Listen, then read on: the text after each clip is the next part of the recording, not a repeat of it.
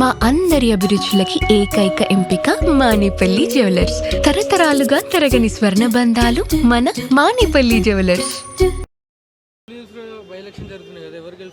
మాగంటి సునీతమ్మ భారీ ఎత్తు మెజార్టీ తోటి ఇక్కడ నుండి గెలవడం జరుగుతుంది. ఏ విధంగా అంటే 9 ఏళ్ల పాలన ఎలా ఉందో ఇక్కడ ఉన్న జూబ్లీహిల్స్ ప్రజలకు తెలుసు. 3 సార్లు 14 సార్లుగా ఎమ్మెల్యేగా చేసిన మాగంటి గోపీనాథ్ గారికి డెవలప్మెంట్ ఇక్కడ చేసినాము. ఇంకోటి ఏంటంటే మా మైనస్ పాయింట్ అందరు అంటారు మైనస్ పాయింట్ అని, చాలా తప్పు.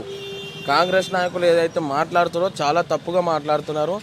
మీరు బీఆర్ఎస్ పార్టీకి వేస్తే మీకు సన్న బియ్యం రాదు, మీకు ఏమి రాకుండా నైట్ ఇక్కడ జరిగింది స్పీచ్లో మన సీఎం గారు మాట్లాడిన దాని మీద మీ అభిప్రాయం ఏంటి? సీఎం గారికి సబ్జెక్ట్ ఉండాలి, కొంచెమైనా రాసే సబ్జెక్ట్ రాసేది ఎవరో కానీ అలా క్లియర్గా రాయాలి.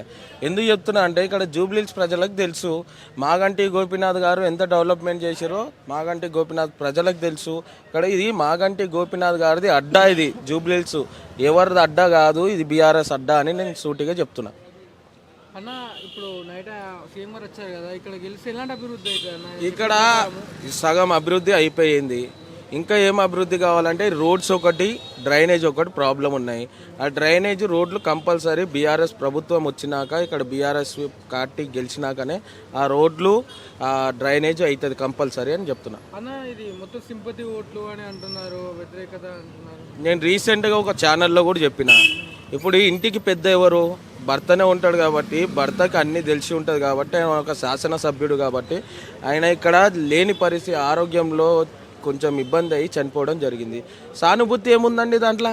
సానుభూతి ఏముంది? ఇప్పుడు పొన్నం ప్రభాకర్ ఒక ఆడబిడ్డని తిట్టడం అది తప్పు. ఇప్పుడు 14 మంది మంత్రులు ఒక ఆడబిడ్డను ఓడిపియానికి 14 మంది మంత్రులు కావాలా? ఇక్కడ రావాలా? అంటే మీకు భయం పుట్టింది, భయం అక్కడనే తెలిసిపోతుంది. 14 మంది మంత్రులు రావాలా ఒక ఆడబిడ్డను ఓడిపియానికి? బై ఎలక్షన్ ఇది, రియల్ ఎలక్షన్ కూడా కాదు ఇది.